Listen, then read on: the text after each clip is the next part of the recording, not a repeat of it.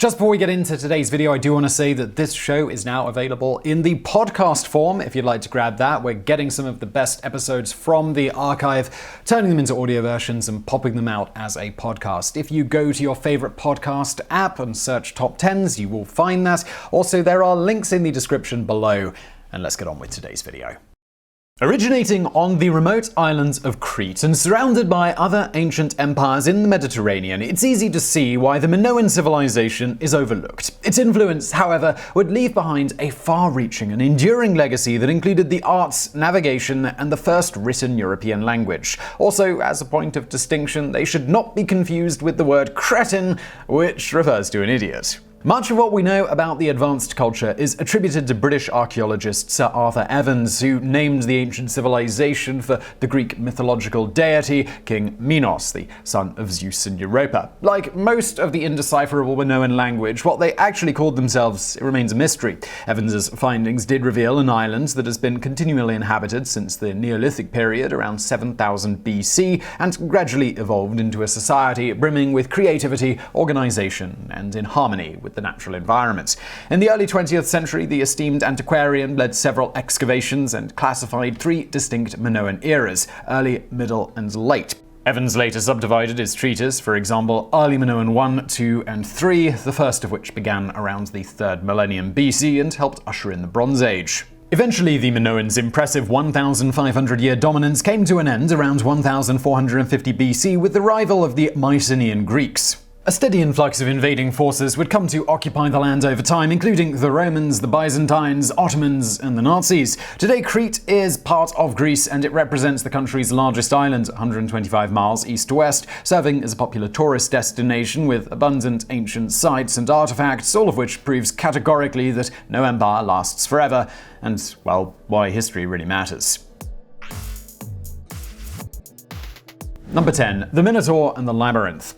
According to Greek mythology, King Minos was given a magnificent snow-white bull from the sea god Poseidon. But when Minos failed to sacrifice the animal and instead kept it for himself, the water deity got revenge by having the bull seduce the ruler's wife, Pasiphae, who then gave birth to a half-man, half-bull creature. But that's not even the freakiest part of the story here. It's about to get much weirder. Following the murder of King Minos' son, Androgeus, war led to the defeat of the guilty Athenians. Minos then demanded reparations in the form of 7 young men and 7 young maidens. Per terms of the settlement, the teens would then be sacrificed every 7 years, or 9 years depending on the version, by being fed to the ferocious flesh-eating Minotaur. Adding to the punishment, the beast now roamed in an inescapable maze-like enclosure called a labyrinth, created by the famous architect to the gods, Daedalus, and his son Icarus.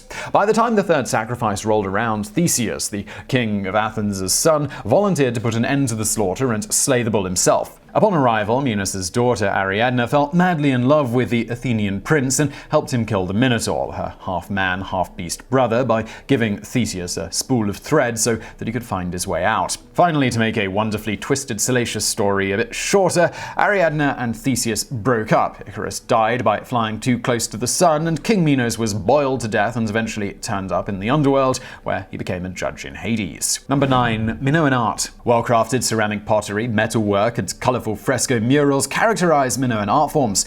A deep surplus of unearthed relics reflects a strong artisan class whose efforts became increasingly more vibrant and in demand. The materials used implies a heavy Egyptian sway, most likely relating to superior quality, availability, or simply attractive wholesale pricing that couldn't be beaten. Ultimately, Cretan-based designs would make a distinct impression of their own that quickly spread throughout the region. Many of the best-known pieces are found in the Heracleion Museum, named for the present-day Cretan capital. Priceless items include a gold bead pendant, polychrome cameras vases, and a clay statuette depicting a snake goddess or high priestess. The museum also features the famous bull's head rheton, showcasing the Minoans' craftsmanship, combining both realism and animated stylization, as well as the ubiquitous taurine animal. Carved out of soapstone with gilded horns and eyes made out of red jasper, the vessel would have been used for decanting their renowned hooch during rituals and celebrations. Number 8. Europe's first advanced civilization. While contributions by the Greeks and Romans usually receive the majority of ink in the history books of the world, the Minoan civilization predates them both and probably deserves a bit more credit than it gets. Homer mentions Crete in the Iliad and Odyssey, describing it as an island abundant of people wherein 90 great cities, different languages were heard. Granted, the legendary Greek poet may have been heavy-handed with his hyperbole, but most people would find it difficult to name another empire or country, past or present, that boasts even half that many great cities. Large Minoan towns featured multi-storied buildings and stone-paved roads shaped from blocks cut with bronze saws. The capital, at Knossos, is believed to have exceeded 100,000 inhabitants, an extraordinary population in the ancient world. The bustling metropolis even boasted an intricate drainage system using clay pipes, as well as possibly the world's first flushing toilets, with the help of gravity flow and buckets of water. One of the clearest indications of Minoan influence was the discovery of its writing system. Evans would ultimately discover over 3,000 clay tablets with seals and 3 distinct forms written on horizontal lines: Cretan hieroglyphs, a pictographic script, and 2 other forms, which he dubbed Linear A and Linear B. The majority of found documents written in Linear A appear to be used for administrative purposes, such as recording inventory and census information. However, experts have only been able to decipher Linear B, and that language emerged as an early form of ancient Greek. Although the Phoenicians are credited as the oldest verified alphabet, and its derivative scripts of Greek and Latin, the Minoan writing system preceded the former Middle Eastern kingdom by over a millennium. Number 7. Cretan Couture. As every fashionista knows, style is everything, regardless of the era, environment, or reigning house of design. People depicted in Minoan art clearly illustrate the importance of one's appearance and look nothing like the sloppy toga party drunks from the movie Animal House. Men wore neatly constructed loincloths and kilts, promoting an air of self-confidence and an emphasis on comfort in the warm Club Med climate. Women flaunted a variety of sewn garments such as blouses and layered skirts, displaying symmetrical geometric shapes. Remarkably, clothes were shaped to the body, accentuating breasts, and both sexes wore tight belts made of metal to achieve a desirable small waist that was en vogue at the time and, well, still is. Incredibly, the styles worn in Crete would appear to mirror modern French fashions over 3,500 years later, prompting archaeologists to dub an excavated Minoan painting La Parisienne, the women of Paris, replete with dramatic eyes, ruby red lips, and black cascading curls. Number 6. Shared power structures. Although a high-ranking monarch or religious figure would have served as the de facto ruler on Crete, the Minoans' political power structure differs sharply from other ancient societies. Based on archaeological discoveries at sites such as Knossos, Phaistos, and Malea, the centrally located palace seems to have provided a royal residence in addition to hosting ceremonial rituals and administrative functions. The high number of major settlements throughout the area also suggests more of a bureaucratic, decentralized government. The possibility of gender equality provides another stark contrast to other civilizations that preceded and followed. We know they worshipped several prominent goddesses unique to their culture, leading some historians to speculate they may have been a matrilineal society. Furthermore, women depicted in Minoan imagery are typically seen as glamorous, confident, and frequently appear next to men on even footing. The absence of warlike themes or weaponry found in burial plots gives support to this theory. While no definitive proof exists to support the notion of women in Crete holding leadership roles, it's worth noting that females appear to have had more freedoms than those elsewhere during the same time period. By comparison, the Mycenaeans typically depict women within the context of the family structure, nurturing children and doing other domestic endeavors. Number 5. The Palace of Knossos. Emperor Nero purportedly hosted wild orgies inside a rotating chamber at his Roman villa. Elvis partied hard in the Quaalude-inspired jungle room at Graceland. But the throne room at Knossos would set the tone early for living large in the Bronze Age. Found deep within the biggest Minoan palace ever built, a sunken alcove featured a purification tank, decorative griffins, and intricately carved and elaborate seating, creating a high standard by which all future monarchs, drug kingpins, and rock stars would be measured. Shark tanks notwithstanding. First discovered in the 1870s and later purchased by Evans in 1900, the Palace of Knossos served as the ceremonial and political center of Minoan society and is the oldest architectural monument in Europe. The elaborate complex spanned over 226,000 square feet and contained a labyrinth configuration of over 1,400 rooms plus courtyards and corridors. Not surprisingly, the swanky spread dripped with opulence and showcased works of art that were destined for world-class museums. The architects designed the airy layout using highly advanced advanced construction techniques to take advantage of the abundant natural lighting and seasonal events. Adding to the extravagance, a grand staircase led to multiple levels. A series of fires and other catastrophic natural disasters would destroy the original foundations, but the plucky Minoans kept rebuilding it, stacking more sumptuous layers along the way. And with more rooms than Caesar's Palace, the one in Rome, not Vegas, the lavish manor bristled with activity day and night until its eventual demise in 1350 BC by yet another fire and the abandonment by its new owners,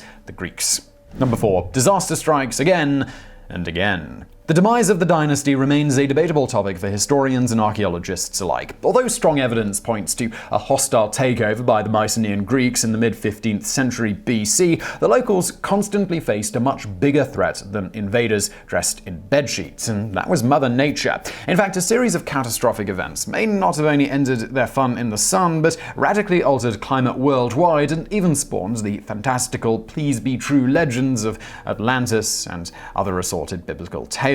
Commonly known as the Minoan eruption, the island of Thera, today's Santorini, experienced what many geologists refer to as the largest volcanic eruption ever witnessed. Unfortunately, written documents at the time remain sketchy. A reasonable guesstimate, though, places the calamity taking place sometime in the 17th century BC and located about 68 miles from Crete. A conspicuous lack of human bones on Santorini hints that evacuations took place prior to the rupture, sparing thousands of lives. Nonetheless, the rumbling most likely triggered a chain reaction of highly destructive tsunamis, earthquakes, and fires. But just how powerful was it? The Volcanic Explosivity Index, VEI, registered a 7 out of a possible 8 and released the energy of several hundred atomic bombs in just a fraction of a second, making the atomic bomb dropped on Hiroshima look like a bit of a wet firecracker. Unquestionably, the eruption held the potential to cripple a naval fleet and flood coastal settlements. Additionally, colder temperatures caused by massive amounts of sulfur dioxide and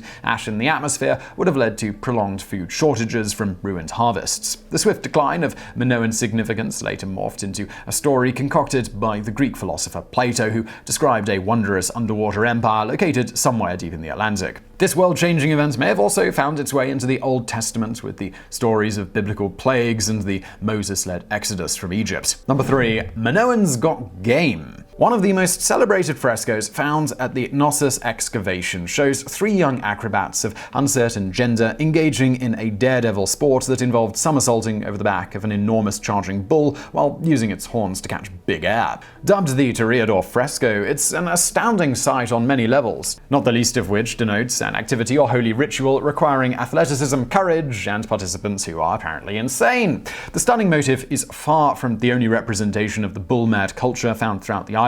Taurine tumbling can be seen on numerous other mediums, including other frescoes, drinking vessels, and burial tombs. There's even a sculpture now on display at the British Museum in London in which a jumper appears to be doing the Fosbury flop over a bull. Some scholars have theorized that the spectacle may have been sacrificial in nature, bull or man here, take your pick, or an early form of bullfighting. Conversely, others have questioned whether the stunt is even humanly possible. However, a type of bull leaping does actually still exist in parts of Spain and France today, but nobody dares to put their hands on the horns of a 2-ton beast. And as for modern-day matadors, the barbaric bloodsport features animals already bleeding to death and heavily compromised before a well-dressed butcher in tights and a silly hat steps into the ring. Number 2. Self-Reliant Empire. The diverse landscape of Crete, with its mountain peaks, fertile valleys, and natural harbors, provided ample sustenance for the entire island and its surrounding communities. Recorded inventories indicate they raised a wide variety of livestock, including cattle, pigs, sheep, and goats. As a result, this required a substantial amount of arable land for growing feed crops in fields that were plowed by donkeys and oxen. The demand helped pioneer a system of polyculture in the region, the practice of growing more than one crop at a time.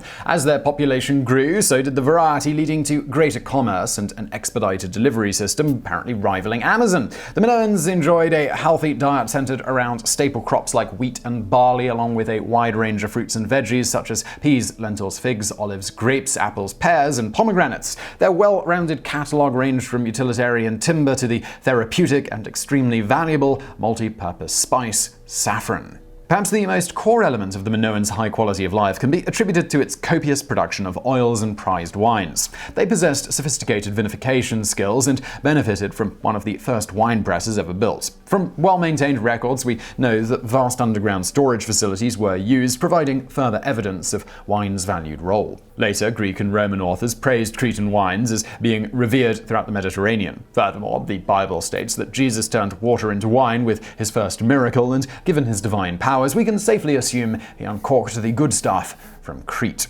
Number 1. Major maritime power. The Minoans established a seafaring empire based on trade, relying on an extensive fleet of ships manned by skilled mariners. Crete's advantageous location helped build a vast network of routes that extended to ports in Greece, Sicily, Spain, Syria, and Egypt. And unlike other future naval powers dedicated to the pursuit of pillage and plunder, the Minoans' focus on business allowed them to prosper and rapidly expand their sphere of operations. Using tall, sturdy cypress trees, shipbuilders constructed a variety of naval vessels and are believed to have invented the keel. The larger ships stretched over 100 feet in length and used both sails and oars for propulsion. At sea, the Minoans relied on their navigational expertise and knowledge of celestial bodies and currents to guide them in challenging waters. Also, because they're Minoan after all, the boats looked good too, featuring images of blue dolphins and colorful seabirds. A wide selection of top-shelf made-in-Crete goods made for lucrative trading along well-traveled shipping lanes. This also allowed them to import luxury items like ivory and precious metals, which they fashioned into fine jewelry. More importantly, however, the Minoans traded for copper and tin to make bronze tools and nautical equipment, an essential component for maintaining and expanding their command of the seas. So I really hope you found that video interesting. If you did, you know what to do. Hit that thumbs up button below and don't forget to subscribe. Also, while you're subscribing, hit the bell icon, and if you're down below, in the description, I'm linking over to another channel I do called Today I Found Out, which if you enjoy this, I imagine you'll like that channel as well. It's sort of similar content, just not in the top 10 format. Please do consider checking that out.